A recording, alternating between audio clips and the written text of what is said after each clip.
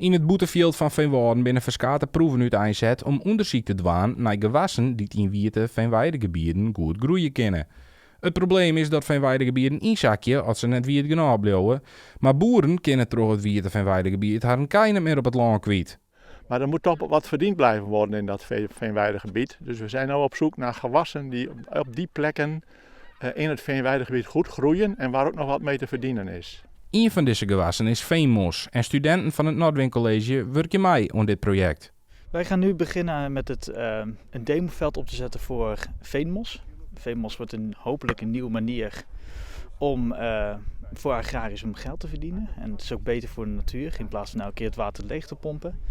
En we gaan nu een probeerveld neerzetten om te kijken of het mogelijk is. Dat er keuze is van veenmos is net van neer.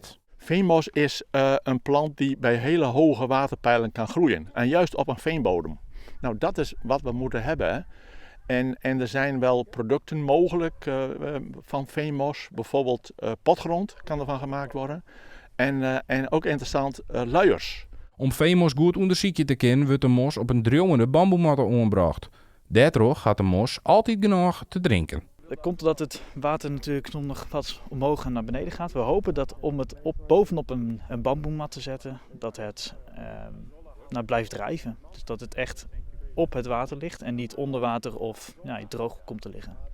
Maar naast de veenmos worden er ook nog orengewassen teelt. Wij zitten ook nog met een cranberry, dat wordt hierachter nu neergezet.